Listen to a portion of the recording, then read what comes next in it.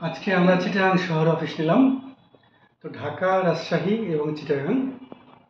তো রাজশাহী শহরে আসলে আমাদের সম্মানিত ক্লায়েন্ট জোর করে অফিস নিতে বাধ্য করেছেন একরকম। কারণ তো ওনাদের একটা বিল্ডিং ছিল, 14 তলা বিল্ডিং, একটা বেসমেন্ট। সেখানে আগে যে ডিজাইনটা হয়েছিল সেখান থেকে প্রায় আগে পাইলিং ছিল 330টার মতো। আমরা ভেটিং করে পাইলিং দিলাম প্রায় 200টার মতো। প্রায় 130টা পাইলিং সেফ, যার দাম মানে 100 ফিট লম্বা, প্রায় 2 কোটি টাকার মতো। তো ভাবা যায়। তো একটা প্রজেক্টে শুধু ফাউন্ডেশন থেকেই প্রায় 2 কোটি টাকা সেফ। তো রিসেন্টলি আমাদের আরেকটা বিল্ডিংয়ে ঢাকাতে এরকম হয়েছে, আর সেখান থেকে প্রায় 90টা পাইলিং আমরা সেভ করে দিয়েছিলাম। তো এইবার চিটাগাংয়ে আমাদের প্রায় 10-12টা হাই রাইজ বিল্ডিংয়ের কাজ চলতেছে। তো চিটাগাংয়ের ক্লায়েন্টও এখানে বড় দুইটা গ্রুপ অফ হচ্ছে ক্লায়েন্ট গ্রুপ। তো ওনারাও বলেছে যে দাদা আপনাদের মতো প্রফেশনাল আসলে আমরা পাই না। হ্যাঁ। তো আমি চিটাগাংয়ে 3টে অফিসে গিয়েছিলাম, আমাকে বলছে আপনার অফিস নেওয়ার দরকার নাই, এখানে বড় রুম দিচ্ছি। কিন্তু আমি আসলে একটু স্বাচ্ছন্দ্য বোধ, একটু একাকী, একটু ফ্রিভাবে থাকতে পছন্দ করি। তো আমাদের চিটাগাংয়ে আমরা অফিস নিলাম, এটা সিডি এর পাশে, আর রাজশাহীতে আমাদের অফিস আছে। তো আমার উদ্দেশ্যটা কি?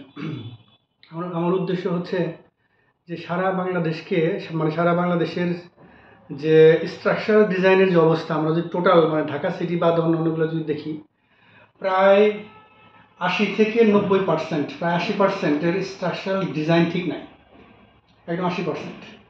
এবং সরকারি হিসাবে 9 লক্ষ ভবন ধসে পড়ার ঝুঁকিতে আছে। আর যে 15% হচ্ছে বিল্ডিংয়ের স্ট্রাকচারাল ডিজাইন ঠিক আছে, ওগুলোর মধ্যে আবার মানে 6-7%-এর আপনার কনস্ট্রাকশন ঠিক নাই। তো আসলে বলতে গেলে 90 থেকে 92% মানে সারা বাংলাদেশের বিল্ডিংয়ের হচ্ছে কনস্ট্রাকশন ঠিক নাই। ও তো আবার ডিজাইন কনস্ট্রাকশন মিলিয়ে হচ্ছে 85 থেকে 90% বিল্ডিংয়ের। তো এটা কিন্তু একটা অ্যালার্মিং একটা জিনিস। তো আর আমাদের যে নতুন বিল্ডিং কোড আসছে 2020, এটা কিন্তু বেশ ক্রিটিক্যাল। এখন এগুলা আমাদের মতো প্র্যাকটিসিং ইঞ্জিনিয়ারদেরই এগুলো ডিটেল প্লাস ডিজাইন বুঝতে অসুবিধা হয়। কিন্তু দেখেন, আমি একটা দুঃখের সাথেই বলবো কেন আমার এই উদ্যোগ। এত বছর প্র্যাকটিস করার পরে সিলেটে কীভাবে বিল্ডিং করতে হয় আমি শিখলাম, তো চিটাগাংয়ে কীভাবে করতে হয়। আর দেখা যাচ্ছে এখানে মানে বিল্ডিং হয়ে যাচ্ছে, ডিজাইনও হয়ে যাচ্ছে, কনস্ট্রাকশন হয়ে যাচ্ছে। তো রিসেন্টলি আমি একটা ঘটনা আপনাদের বলেছিলাম অন্য একটা পোস্টে। আমাদের এক ভাই, সে একটা শেয়ার নিয়েছিল, এটা আপনার উত্তরাতে। তো সিসমিক ডিজাইন ক্যাটাগরি ডি ছিল, কিন্তু যিনি ডিজাইন করেছেন সেটা হলো সিসমিক ডিজাইন ক্যাটাগরি সি ধরে। আসলে সিও ধরেছে কিনা আমি আসলে এটা একেবারে বোধগম্য নয়। তো সবগুলো পাইলিং হয়ে যাওয়ার পরে এখন দেখা যাচ্ছে যে কলামের তো হচ্ছে মানে প্রায় মানে অধিকাংশ কলামের ডিজাইন ঠিক নাই, এবং নাম্বার অফ পাইলিংও ঠিক নাই, মানে পাইলিং বাড়াতে হবে। কারণ সিসমিক ডিজাইন ক্যাটাগরি ডি হলে এটা হচ্ছে ওর্স কন্ডিশন। তো যাই হোক, ওদিকে আমি হচ্ছে না যাই। তো আমার উদ্দেশ্য যে সারা বাংলাদেশের, তো ঢাকা শহরে তো অনেক বড় বড় বিল্ডিং করলাম, তো মফস্বল লেভেলে যাতে আমাদেরকে পায়। কারণ ছোটো ছোটো বিল্ডিংগুলো কিন্তু আর্থিকের জন্য কিন্তু ভার্নারেবল, মানে যে ছোটো ছোটো বিল্ডিংগুলো আছে। তো আমাদের অনেক সময় মনে হয় যে সরি, যে ছোট একটা বিল্ডিং করবো কি এমন হবে। এই ছোটো ছোটো বিল্ডিংগুলোও কিন্তু আপনারা যদি ইউটিউবে দেখে থাকেন, এগুলো কিন্তু আর্থিকের জন্য বেশ হচ্ছে ক্রিটিক্যাল। আর নতুন বিল্ডিং কোড এমনিতে একটা রিচ একটা কোড। তো আমি চাচ্ছি যে এই যে ক্লায়েন্টগুলো মানে যে শহরেই যাচ্ছি, তো রাজশাহী বলেন, চিটাগাং বলেন, মানে ক্লায়েন্টগুলো আমাদেরকে পেয়ে তোনারা অনেক খুশি, বলে যে আপনাদের মতো লোককে তো আমরা পাই না। আসলে ঠিক তাই, আমরা এই যে কি বলে ঢাকা শহরে এক কোনায় বুঝে বসে আছি।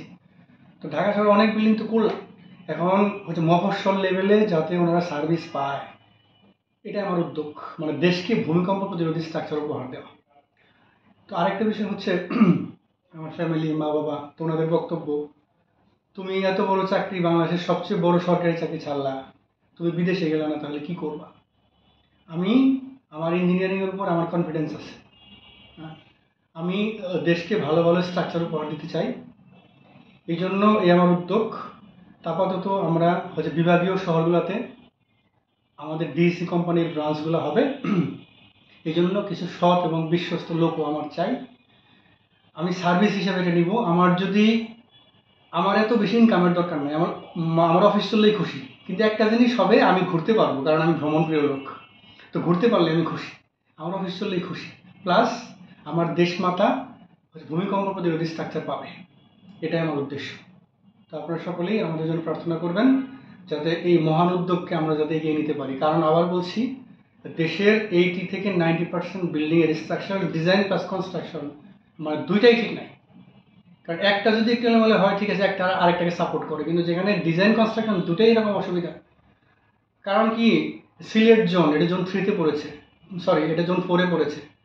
আর চিটাগাং জোনের যেটা অসুবিধা, এখানে উইন্ড লোডও বেশি, আর্থিক লোডও ওরকম বেশ হাই। হ্যাঁ, তো এখানকার বিল্ডিংগুলো কীভাবে মানে দেখাশোনা করতে হয়, এগুলো রোডের ডিটেলিং, এগুলো বেশ ক্রিটিক্যাল। হ্যাঁ, তো এখানে আমি এই জন্য উদ্যোগ নিয়েছি, এখানে বেশ কিছু বিল্ডিং আমি দেখেছি রাজশাহীতে, এরপর চিটাগাঙে।